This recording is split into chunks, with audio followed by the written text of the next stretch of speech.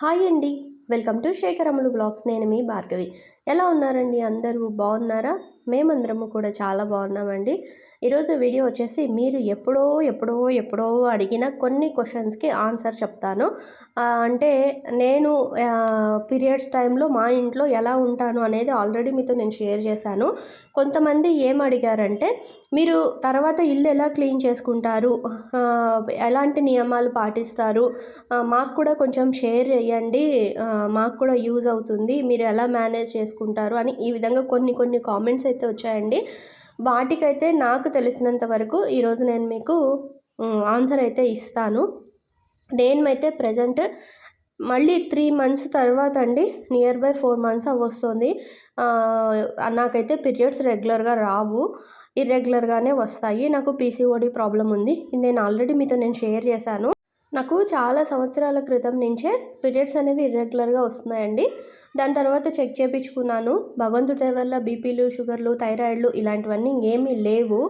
సరే ఎందుకు ఇలా అవుతుంది అంటే, సరే వస్తుంది, బ్లడ్ తక్కువగా ఉంది, వస్తుంది అని చెప్పి నన్ను అన్నారని కొద్ది రోజులు మందులు వాడాను, మళ్ళీ ఆపేశాను. మళ్ళీ దాని తర్వాత ఏంటంటే కంటిన్యూగా రావట్లేదు. రాకపోగా పైగా నేను వంగి పని చేసుకుంటున్నా, ఏదైనా వంగి ఊడ్చినా, ఇల్లు ఊడ్చినా, బట్టలు ఉతికినా, ఇలా వంగి ఏదైనా పని చేస్తే మాత్రం సడన్గా కడుపు నొప్పి వస్తూ ఉండేది. అంటే కొంతకాలం తర్వాత నాకు ఆ కడుపు నొప్పి అనేది కొంచెం హెవీగా అయ్యింది. నేను నడిస్తే కూడా, నేను బయటికి వెళ్ళి వచ్చేటప్పుడు నడుచుకుంటూ వచ్చేదాన్ని. అలా నడుచుకుంటూ వస్తే మాత్రం విపరీతంగా నొప్పి వచ్చేసేది.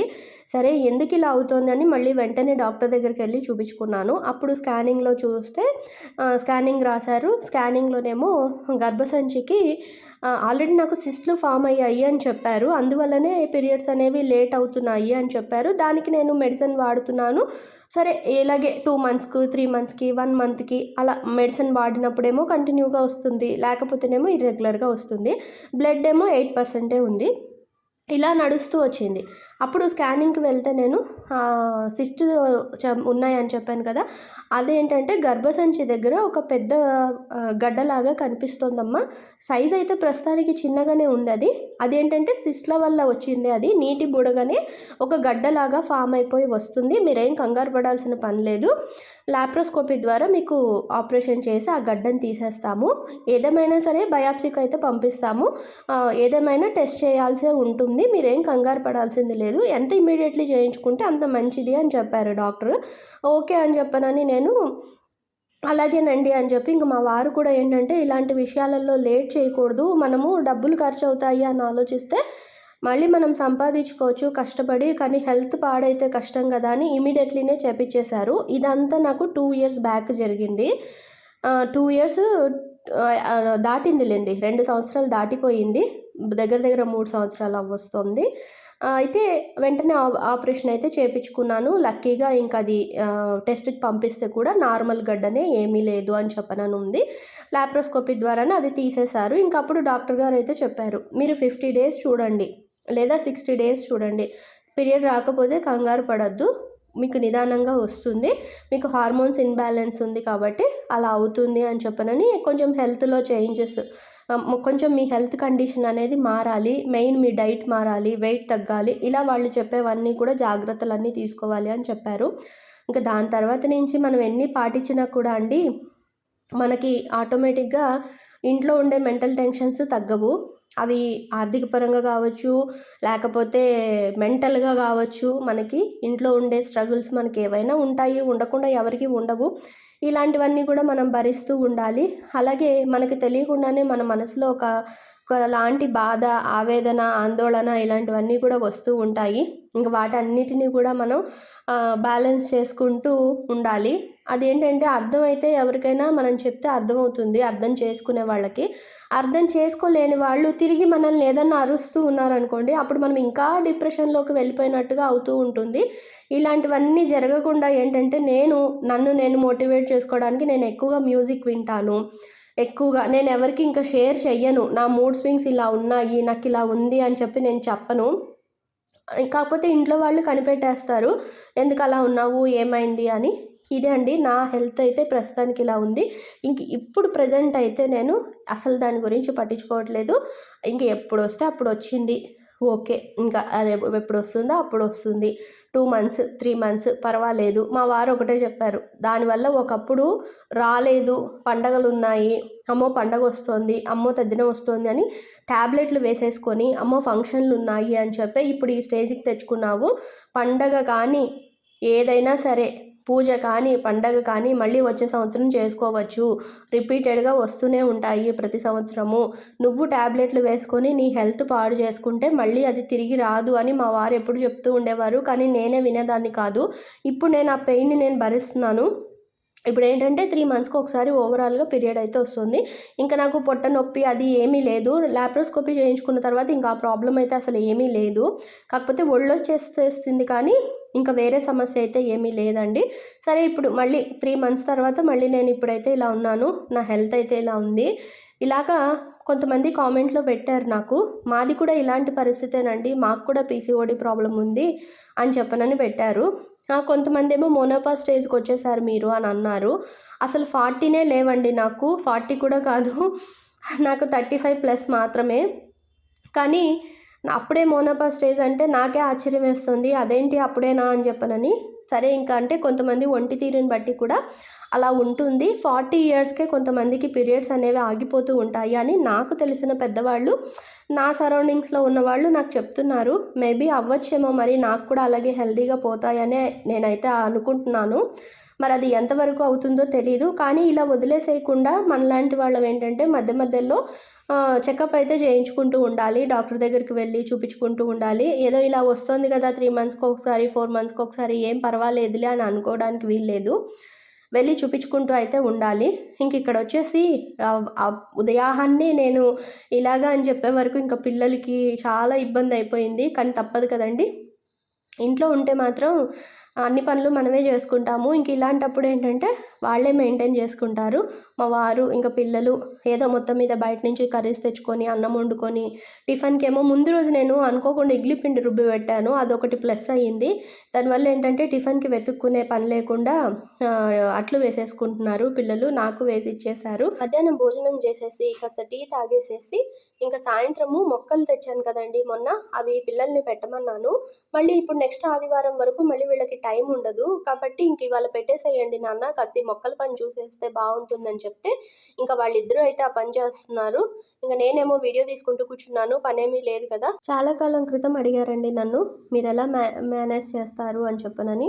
ఒక విషయం చెప్తానండి. చిన్నప్పుడు ఎప్పుడు జీవన్ చిన్న పిల్లాడు, నెలల పిల్లాడు అంటే పాకే పిల్లాడు 1 ఇయర్ బేబీ అనుకోండి. 1 ఇయర్ కూడా లేదు, మంత్స్ బేబీ. పాకుతాడు. వాడిని దివాన్ మీద పడుకోబెట్టిచ్చాను. నేను పీరియడ్ వచ్చింది. నేను పక్కకు కూర్చొనున్నాను. అత్తమ్మ వంటింట్లో ఉన్నారు. ఇలాగే 3 గదులు వరుసగా. అయితే పిల్లాడు నిద్ర లేచేశాడు.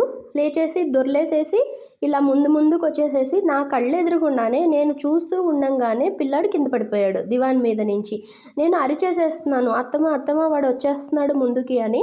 అత్తమ్మ కిచెన్‌లోంచి వచ్చేలోపు జీవన్ కింద పడిపోయాడు. అసలు సంవత్సరం కూడా లేదు వాడికి. నెలల పిల్లాడప్పుడు. బహుశా 8 నెలల 6, 7 నెలలో, 8 నెలల పిల్లాడు అంతేను. నాకప్పుడు అనిపించింది, ఛీ! ఏమిటి పద్ధతులు, ఏమిటి ఇవన్నీను. కళ్ళెదురుగుండా చూస్తూ పిల్లాడు పడిపోతుంటే నేను పట్టుకోలేకపోయాను. ఇప్పుడు వెళ్ళి ముట్టేసేసుకుందామంటే దివాన్ మీద పరుపుంది, ఇవన్నీ ఉన్నాయి, అవన్నీ ఎందుకు ముట్టుకున్నావు అని అంటారు.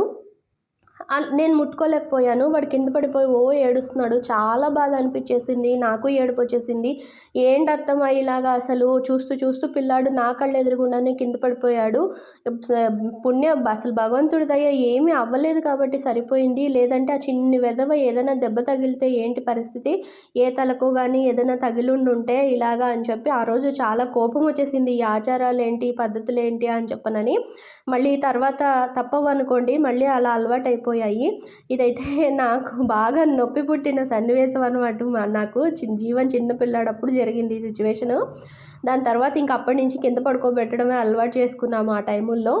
అయితే చాలామందికి అనిపిస్తుందండి, పాటించాలి కదా నియమాలేంటి ఇలాగా అని.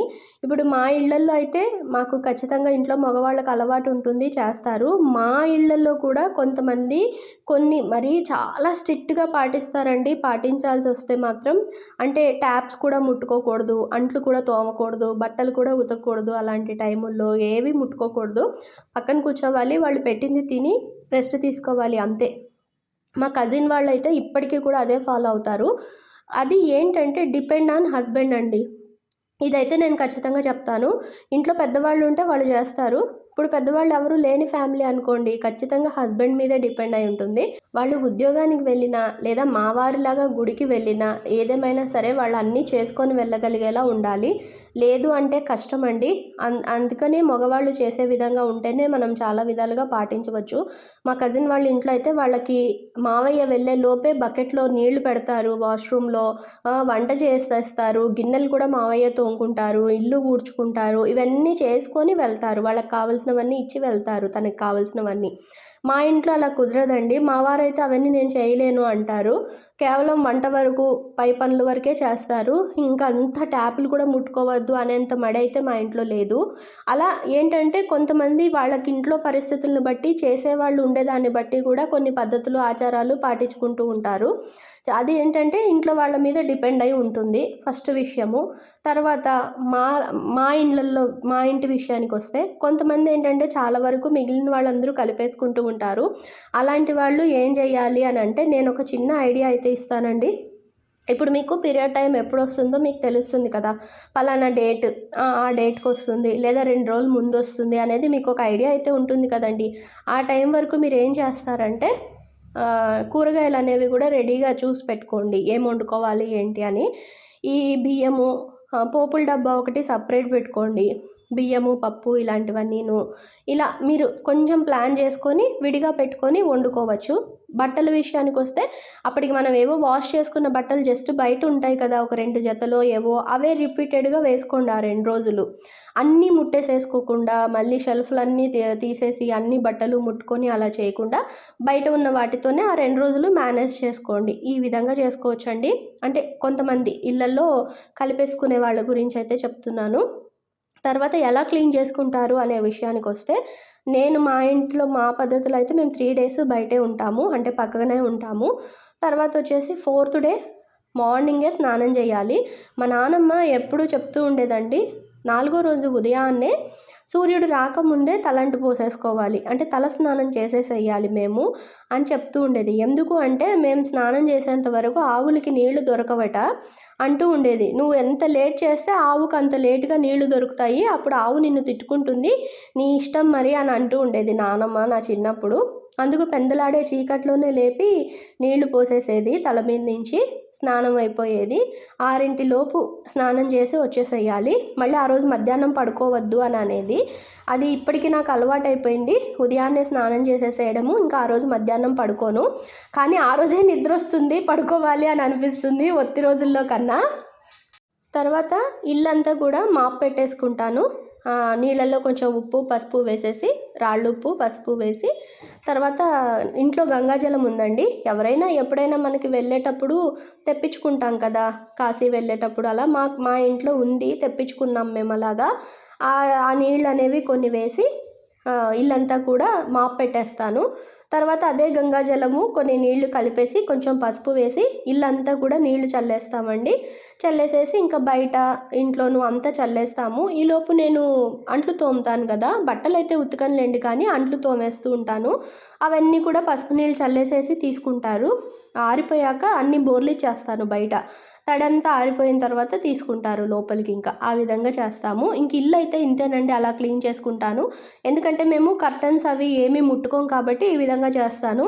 మరి ఇంట్లో తిరిగే వాళ్ళు, కర్టన్స్ అన్నీ ముట్టుకునేవాళ్ళు, సోఫాలలో కూర్చునేవాళ్ళు, ఇలా ఏంటి వాళ్ళు ఏం చేయాలంటే ఇంకా మనకి ఆ 4th డే రోజు స్నానం అవుతుంది కదా, ఆ రోజు ఆ సోఫా కవర్స్, కర్టన్స్ అన్నీ కూడా తీసేసి ఒకసారి మళ్ళీ బెడ్షీట్స్, మంచాల మీద పడుకుంటారు కాబట్టి బెడ్షీట్స్, పిల్లో కవర్స్, ఇంక ఇవన్నీ కూడా తీసేసి శుభ్రంగా ఉతికేసేసుకొని, తర్వాత మీరు కూడా స్నానం చేసేసి అప్పుడు వచ్చి ఇవన్నీ కూడా మీరు శుభ్రం చేసుకొని అప్పుడు వేరే ఫ్రెష్ దుప్పట్లు, ఫ్రెష్ దిండు కవర్లు అన్నీ వేసుకోండి.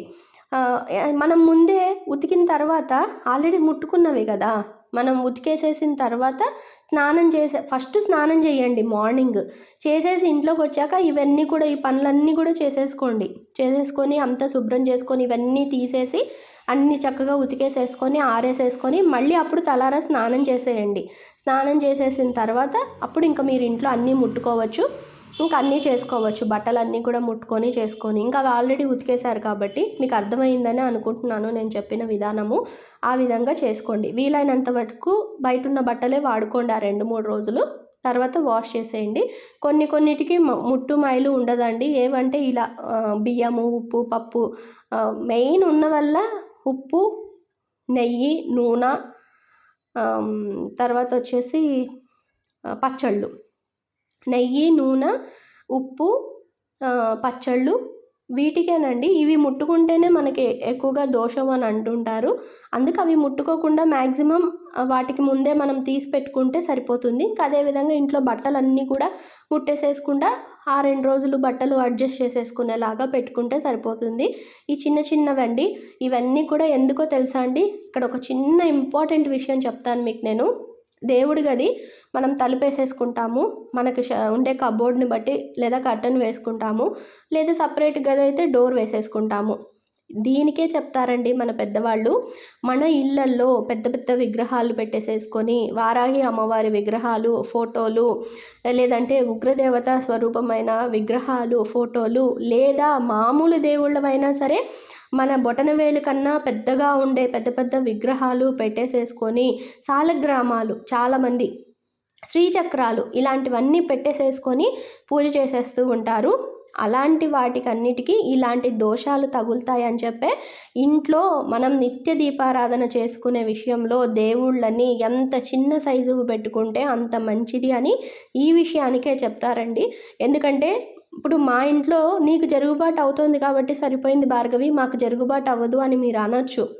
అలాంటి వాళ్ళ గురించే నేను అంటున్నాను. ఇప్పుడు మేమంటే మాకు చేస్తున్నారు కాబట్టి మగవాళ్ళు మేము పక్కన ఉంటున్నాం, చేయని ఇళ్ళల్లో కలిపేసుకుంటూ ఉంటాం కదండి. మరి అలాంటప్పుడు మనం దేవతారాధన చేసే ఇంట్లో ఆ పాజిటివ్ వైబ్స్ అనేవి, ఆ ఎనర్జీ అనేది కంపల్సరీగా ఆ ఇంట్లో ఉంటుంది. ఉన్నప్పుడు మనం పెద్దవి పెట్టుకోకూడదు, అందుకే చిన్నవి పెట్టుకోవాలి అని చెప్తారు. ఇలాంటి విషయాలు అప్పుడే, ఇలాంటివి మనం సరిగ్గా పాటించకపోతే ఆ వచ్చే దోషాలు అవి మనకి తెలియకుండానే మనం పాపాలు చేస్తున్నట్టండి. అందుకే చాలా వరకు ఇంట్లో ఉగ్రదేవత స్వరూపమైన విగ్రహాలు కానీ, పెద్ద విగ్రహాలు కానీ, నిత్య దీపారాధనలో మనం చేసుకునేవైనా పెద్ద విగ్రహాలు కానీ, ఫోటోలు కానీ ఇలాంటివి ఏవి పెట్టుకోకూడదు అనేది ఇందుకే. మనం తెలియక చేసే చిన్న తప్పులు, చిన్న దోషాల వల్ల మనకి లేనిపోని ఇబ్బందులు రాకుండా ఉండడానికే మన పెద్దవాళ్ళు నిత్య దీపారాధన విషయంలో చిన్నవి పెట్టుకోండి, చక్కగా రోజు పూజ చేసుకోండి అని అందుకే చెప్పారు. అదండి మెయిన్ రీజన్ అయితే అది. నేను పక్కనే కూర్చున్నా మా ఇంట్లో మేము మాత్రం పెద్దవి పెట్టుకోము. ఇప్పటి వరకు కూడా మా ఇంట్లో శ్యామలాదేవి అమ్మవారి ఫోటో కానీ, వారాహి అమ్మవారివి కానీ ఇలాంటివి ఏమీ ఉండవండి. సింపుల్గానే ఉంటుంది మా పూజ గది అనేది. ఎందుకంటే మనం చేసుకునే పని శ్రద్ధగా చేసుకోవాలి, అది మనకి చాలా తేలికగా ఉండాలి. నేనైతే ఇలాగే అనుకుంటాను, ఏమిటేమిటో పెట్టేసేసుకొని అన్నీ మనకు తెలియక తప్పులు చేసేదానికన్నా ఈ విధంగా పెట్టుకుంటే మంచిది. నా ఉద్దేశం అయితే అదేనండి. మీకు ఎవరికైనా నా మాట నచ్చినట్లు అనిపిస్తే దయచేసి ఫాలో అవ్వండి. ఎందుకంటే మనం తెలియక చేసే తప్పులు ఇవే. మనకు తెలియకుండానే ఆ గాలి తగిలినా, ఇప్పుడు కొంతమంది ఇళ్ళల్లో కలుపుకుంటారు, తప్పదు వాళ్ళకి. మనం ఏమీ చెప్పలేం, వాళ్ళని ఏమీ అనలేం. మన ఇంటి పరిస్థితిని బట్టి మనం నడుచుకుంటూ వెళ్ళిపోవాలి.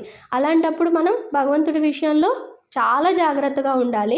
మనం వేరే విషయాలేమో కానండి, ఈ పీరియడ్స్ టైం వచ్చినప్పుడు మన గాలి కూడా తగలకూడదు అంటారు. మరి మీరే వంట చేసుకోవాలి, మీరే తినాలి, వంటింట్లోకి వెళ్ళాలి తప్పదు అన్నప్పుడు, అలాంటప్పుడు మరి మన దేవతారాధన అనేది ఎంత సింపుల్గా పెట్టుకుంటే అంత మంచిది. దాని తర్వాత 4వ రోజు స్నానం తర్వాత దేవుళ్ళని క్లీన్ చేయాలా భార్గవి అని కూడా అడిగారండి. అక్కర్లేదండి. అంటే కలిపేసుకునేలా ఉంటే మీరు ఎలాగూ దేవుడి గది జోలికి వెళ్ళరు కదా, మీరు అక్కడికి వెళ్ళరు కదా, కాబట్టి ఏమీ అక్కర్లేదు. ప్రతి నెల అమావాస్య రోజు మనము పులికాపు చేసుకుంటే సరిపోతుంది. అంటే దేవుడి గది అంతా క్లీన్ చేసుకుంటే సరిపోతుంది. దీని తర్వాత చేసుకోవాల్సిన అవసరం లేదు. మనం దాని జోలికి వెళ్ళము కాబట్టి, మీరు, మీ పిల్లలు, మీ వారు ఎవరు దీపారాధన చెయ్యరు కాబట్టి ఆ 3 రోజులు మీరు ఇంట్లో అంతా తిరుగుతూ ఉంటారు కాబట్టి ఇంకా దానికి జోలికే వెళ్ళకండి. ఇల్లంతా కూడా చక్కగా పసుపు నీళ్ళు చల్లేసేసుకొని మళ్ళీ 5వ రోజు నుంచి మీరు నిత్య దీపారాధన మీరు ఏ విధంగా అయితే చేసుకుంటారో అలా చేసుకోండి. స్టవ్ గట్టు పొయ్యి అంతా కూడా తుడిచేసేసుకొని 4వ రోజే ఇల్లంతా శుభ్రం చేసేసుకొని మీకు వీలైతే గంగాజలం ఉంటే చల్లుకోండి, లేదా చక్కగా పసుపు నీళ్లు, దానికి మించింది లేదు, లేదు గోపంచకం దొరుకుతుంది తెచ్చుకోండి, లేదు అది కూడా లేదు పసుపు నీళ్లు, ఇల్లంతా చల్లేసేసుకొని చక్కగా తడిబట్ట పెట్టేసేసుకొని శుభ్రంగా మళ్ళీ యథావిధిగా 5వ రోజు నుంచి మన పనులు మనం చేసుకోవచ్చు చక్కగా, ఎలాంటి అనుమానాలు లేకుండా. మెయిన్ నేను చెప్పేది అదే, మనం ఇంట్లో దేవతారాధన విగ్రహారాధన పెద్ద పెద్దవి పెట్టుకోకుండా సింపుల్గా పెట్టుకుంటే ఎలాంటి దోషాలు మనకి తగలవు. అదొకటి. మళ్ళీ పీరియడ్ టైంలో ఉన్నప్పుడు ఫంక్షన్స్కి అస్సలు వెళ్ళకూడదండి, ముఖ్యంగా పెళ్ళిళ్ళకి పేరెంటాలకి అస్సలు వెళ్ళకూడదు. చాలామంది ఏం కాదులే అని చెప్పి వెళ్ళిపోతూ ఉంటారు, అలా ఎప్పుడూ చేయకూడదు. అసలు అటు పక్కకే వెళ్ళకూడదు మనము. అదొకటి కూడా మెయిన్ అండి ఒక విషయము. దానివల్ల కూడా మనకి తెలిసి తెలియకుండా దోషాలు తగులుతూ ఉంటాయి. అది కూడా ఒకటి జాగ్రత్త పడండి. ఏం కాదులే వచ్చేసేయి, తినేసేసి వచ్చేద్దాంలే అని మన చుట్టూ ఉన్నవాళ్ళు మనల్ని అలాగే అంటూ ఉంటారు. కానీ వద్దండి, ఆ ఒక్క రోజు గురించి ఆ ఒక్క పూట గురించి మనం వెళ్ళి అనవసరంగా లేనిపోని తప్పులు చేసినట్టుగా అనిపించుకోకూడదు. మనం తెలియకుండానే మనం పాపం చేయకూడదు కాబట్టి ఫంక్షన్స్ కూడా వెళ్ళకూడదు అలా పీరియడ్స్ టైంలో ఉన్నప్పుడు. చాలామంది వెళ్ళిపోతూ ఉంటారు తెలిసి తెలియక, అందుకు ఎవరైనా తెలుసుకుంటారు అని చెప్పి ఈ మాట కూడా చెప్తున్నాను నేను. అదండి ఈరోజు వీడియో అయితే ఇదే. ఇంకా సండే రోజు ఫుల్ మార్నింగ్ నుంచి ఈవినింగ్ వరకు చూసారు కదా, మార్నింగ్ బ్రేక్ఫాస్ట్, అదేవిధంగా లంచ్, ఈవినింగ్ టీ టైము, అలాగే పిల్లలతో ఈ పనంతా చేపించేశాను. జాతి చెట్టు కూడా చక్కగా కొమ్మలు వచ్చేసేస్తుంది, తీగలు పాకేస్తుంది, మొగ్గలు వస్తున్నాయి. సరే అదంతా కూడా పైకి పాకిచ్చేద్దాము, ఇంక ఇప్పుడు ఈ ఎండాకాలం పువ్వులు బాగా వస్తాయి కదా అని ఆశతోటి పిల్లలు ఇద్దరు చక్కగా చూడండి తీగ కట్టేశారు పైకి. ఇద్దరు నేను నించొని ఐడియా ఇచ్చాను, ఇలా కట్టండి నాన్న అని చెప్తే ఇద్దరు చక్కగా ఈ పని అయితే చేసేసారు. ఈరోజు మొత్తము మా మొక్కల పని అంతా కంప్లీట్ అయిపోయిందండి. ఇంకా గులాబీ చెట్టు ఒకటి, మల్లె చెట్లు 2 ఉన్నాయి, అవి కొద్దిగా కట్ చేయాలి. అవి కొమ్మలు కట్ చేసేసి అవి 2 కూడా కాస్త క్లీన్ చేసేస్తే ఇక సమ్మర్ వస్తే పువ్వులు పూస్తాయి అని అయితే ఆశపడుతున్నాను. రేపు ఇంకో వీడియోతోటి అయితే మీ ముందుకు వస్తానండి. Bye bye.